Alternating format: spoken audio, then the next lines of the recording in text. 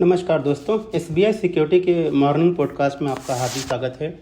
आइए देख लेते हैं कि कल के सेशन में क्या हुआ है और आज ऐसे कौन कौन से इवेंट हैं, ऐसी कौन कौन सी कंपनियां हैं जो फोकस में रहने वाली हैं।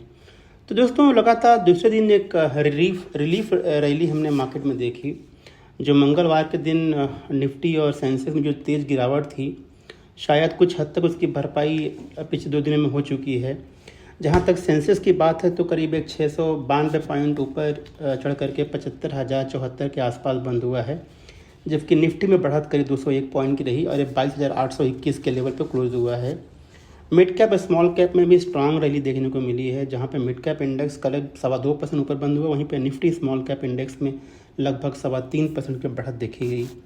आइए बात करते हैं टॉप गेनर्स और लूजर्स की। जो टॉप गेनर्स रहे हैं निफ्टी में वो हैं Tech Mahindra, HCL Tech, Shriram Finance, SBI, Infosys, NTPC, Coal India, Eicher Motor और ONGC। जबकि गिरने वाले जो शेयर्स रहे हैं वो हैं Hindalco, Hero Motor Corp, HUL, Asian Paint, M&M, Nestle, IndusInd Bank, Cipla, Britannia और एक्सिस बैंक।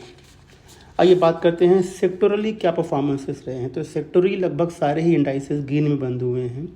BSE रियल्टी में सबसे ज़्यादा 5.25% की बढ़त देखने को मिली है। BSE इंडस्ट्रियल में लगभग 4.25% की, BSE कैपिटल गुड्स में लगभग 3.5% की, power, information technology, energy services, ये सारे इंडाइसेस में लगभग 1.5% से 3% की बढ़त कल के सेशन में हमने देखी है। तो दोस्तों, अक्रॉस द बोर्ड एक रिलीफ रैली हमें देखने को मिला, खासकर ब्रॉडर मार्केट के अंदर। और शायद इसीलिए जो मार्केट ब्रेथ है काफ़ी बढ़िया रहा कल के सेशन में, जहां पे 3012 कंपनियां एडवांसेस कैटेगरी में रजिस्टर हुई हैं, वहीं पे 831 कंपनियां डिक्लाइनिंग कैटेगरी में रजिस्टर हुई हैं। तो ये एडवांस डिक्लाइनिंग रेशियो लगभग 4:1 के आसपास का रहा है। इस बीच करीब 83 ऐसी कंपनियां हैं जिन्होंने नया 52 सप्ताह का हाई बनाया है, जैसे Bajaj auto, Eicher motor, Finolex cable, heritage foods, M&M और वी-गार्ड। जबकि 22 ऐसे नए स्टॉक हैं जिन्होंने 52 सप्ताह का लो बनाया है। बात करते हैं FII-DIS की। तो जो FII की सेलिंग है वो लगातार जारी है। FII ने कल भी करीब 6,868 करोड़ रुपए की सेलिंग की है, जबकि DII ने करीब 3,718 करोड़ रुपए की बाइंग सपोर्ट प्रोवाइड की है। बात करते हैं आज के ग्लोबल क्यूज़ की। तो ग्लोबल क्यूज़ जो थोड़ा सा म्यूटेड है। अगर मैं बात करूँ US मार्केट की, तो US मार्केट थोड़ा सा मिक्स क्लोजिंग दिया है कल के सेशन में, जहाँ पर डॉ जोन्स में बढ़त करीब 20 पॉइंट की रही है, वहीं पर नैस्डैक और S&P में हल्की सी गिरावट है। तो ग्लोबल क्यूज़ जो है म्यूटेड है। कल US का जो वीकली जॉबलेस क्लेम आया था वो थोड़ा सा बढ़ा हुआ है। इससे कहीं ना कहीं ये बल मिल रहा है कि शायद ब्याज दरों में कटौती जल्दी हो सकती है US फेड के द्वारा।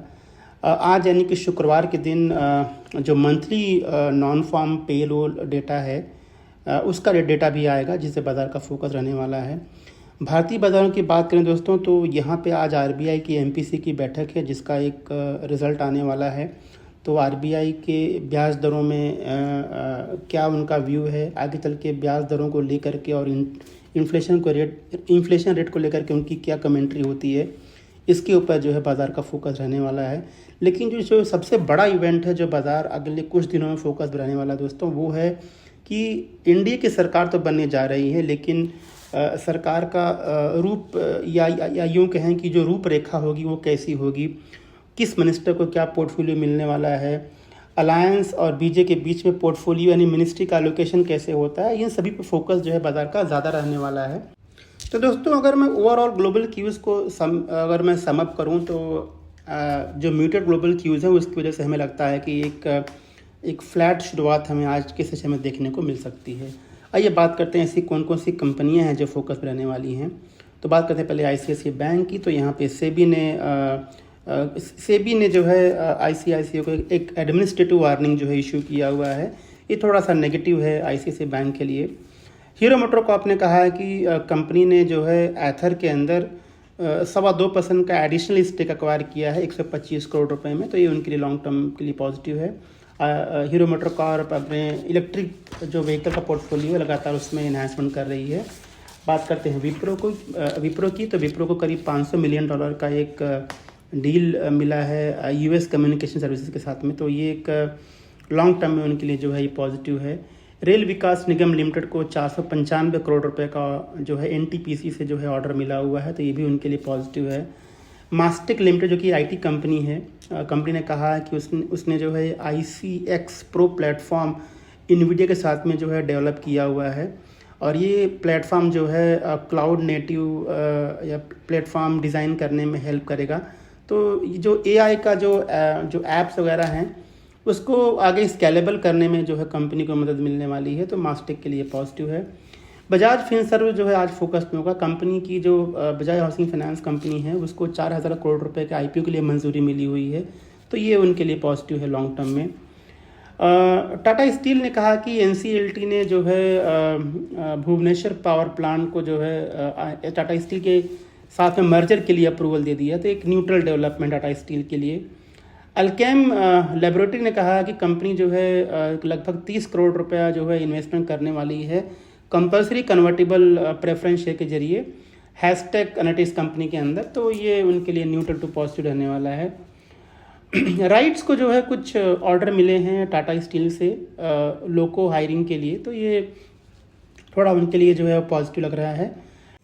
दोस्तों टाटा केमिकल भी आज के सेशन में फोकस में होगा। यहाँ पे यूके का जो कोर्ट है और वहाँ पे टाटा केमिकल को 11 लाख GBP पाउंड जो है कंपनी को एक पे करने के लिए कहा गया है, और ये ऑर्डर जो है सेफ्टी इंसिडेंट से रिलेटेड है, तो थोड़ा सा नेगेटिव है टाटा केमिकल के लिए। डिक्सन टेक्नोलॉजी ने कहा है कि उन्होंने HKC कॉर्प के साथ में एक एग्रीमेंट साइन किया हुआ है प्रोस्पेक्टिव जॉइंट वेंचर के लिए भविष्य में, तो ये उनके लिए न्यूट्रल टू पॉजिटिव रहने वाला है। मुथूट माइक्रो फाइनेंस ने कहा कि कंपनी ने SBI के साथ में को लेंडिंग एग्रीमेंट साइन किया हुआ है, आगे चल कर के जो है वो वुमेन एम्पावरमेंट यानी कि उनको लेंडिंग के लिए उनको हेल्प मिलने वाली है, तो ये उनके लिए जो है पॉजिटिव है। और वेल्सपन इंटरप्राइज जो है आज फोकस में होगा। यहाँ पे IOCL यानी इंडियन ऑयल कॉर्पोरेशन जो है उनको लगभग 24 करोड़ रुपए की एक पेनल्टी जो है पे करने वाला है as a full and final settlement जो उनका रिलेटेड है पानीपत नाफ्ता क्रैकर प्रोजेक्ट के लिए, तो ये थोड़ा सा उनके लिए जो है वो पॉजिटिव रहने वाला है। ये हाई कोर्ट का ऑर्डर है, तो ये उनके लिए थोड़ा सा जो है पॉजिटिव रहने की उम्मीद है। आइए बात करते हैं कुछ बल्क डील की। तो अरमान फाइनेंशियल सर्विसेज में जो है एलिवेशन कैपिटल ने लगभग 1,29,000 शेयर्स बेचे हैं। BL कश्यप में जो है एम्बेसी प्रॉपर्टी डेवलपमेंट ने लगभग 18,25,000 शेयर जो है वो बेचे हैं। NCC में स्मॉल कैप वर्ल्ड ने करीब 31,69,000 शेयर जो है बेचे हैं।